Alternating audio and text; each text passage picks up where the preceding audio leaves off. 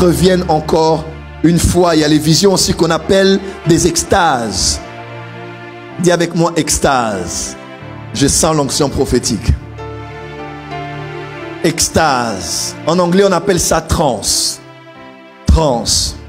Fin 1800, Dieu a suscité 2 puissants généraux aux États-Unis. Un s'appelait à Chicago John Alexander Dewey. L'autre, c'était une femme qui s'appelait Maria Woodworth Ether, la grand-mère des églises pentecôtistes. Celle qui était reconnue comme étant la transe évangéliste. C'était l'évangéliste des trans. Je lisais le numéro du journal New York Times de l'année 1900. Je lisais le journal New York Times faisait rapport de ce qui se passait dans les réunions de cette femme. On disait des fois, les gens lorsqu'ils venaient au culte comme ça, ils tombaient. Leur corps était figé, comme des statues, comme s'ils étaient morts, comme s'ils ont fait une paralysie. Leur corps était sec, comme du bois, et ils partaient. Ils les respiraient à peine. Des fois, on ne pouvait même pas sentir le pouls normalement. Mais leur être intérieur sortait et ils étaient figés. Figés comme ça. Quelqu'un est figé. Et son esprit sort. Il connaissait l'extase ou une transe. Lorsqu'ils sortent de là, des fois ils allaient au ciel, en enfer. Ils allaient voir des choses quelque part dans le monde. Et quand ils revenaient dans leur corps, ils racontaient ces événements-là. Mais pendant le moment de la transe, ils étaient bloqués. Ils ne parlaient pas, ils ne bougeaient pas. Et Maria Woodworth Ether elle-même, une fois, elle était en train de prêcher. Elle parlait et paf, elle est entrée en transe. 3 jours. Le culte est fini, elle était bloquée. Son esprit est parti. Les gens sont partis. 1er jour, 2e jour, 3e jour. Et la gloire de Dieu avait rempli ce lieu-là.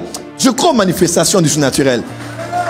La gloire de Dieu avait rempli le lieu de la réunion. Et quand elle est rentrée 3 jours après, elle a continué la prédication là où elle s'était arrêtée. Ma prière ce soir est que de nouvelles manifestations de l'esprit se fassent voir parmi nous. Qui a soif en ces lieux? Et quand elle est revenue, elle a continué le message et elle a commencé à expliquer les choses qu'elle avait vues lorsqu'elle était emportée en transe. Oh Saint-Esprit de Dieu, je refuse une vie chrétienne naturelle. Je refuse d'être un prophète ordinaire. Je veux que mes semaines, que mes mois, que mes années soient parsemées des expériences surnaturelles. Oh, est-ce que je peux dire quelque chose de fort ici? La force d'un ministère ne réside pas seulement dans la capacité de l'homme de Dieu à connaître les Écritures. Ce qui valide la puissance d'un vrai ministère, c'est dans des dates spécifiques que cet homme a retenues, ayant la conscience des visitations, des rencontres surnaturelles qu'il a eues avec Dieu ou des êtres de lumière.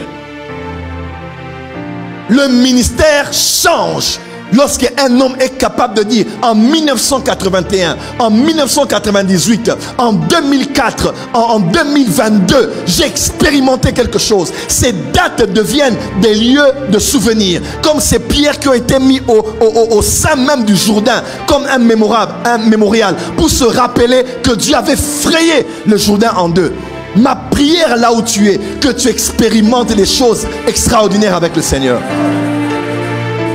Oh, je commence cette conférence de réveil en libérant l'esprit des visions ici, la soif des expériences naturelles. Que Dieu te les accorde au nom de Jésus.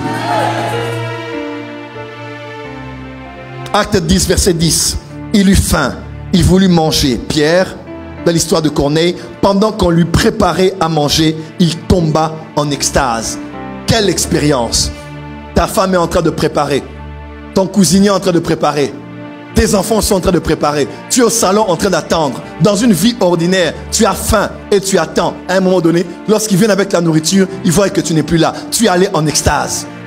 Et puisque c'était dans le contexte d'un repas, l'extase vient aussi dans le contexte d'un repas. Et là, ce n'est plus un repas physique que tu aimes. Là, c'est un repas spirituel, mais que tu n'aimes pas. Et il a, pouf, en transe. Par son esprit est sorti. Il est allé en transe. Il est allé en extase. Ces visions, on les appelle des extases. Ma prière que ça t'arrive au nom de Jésus.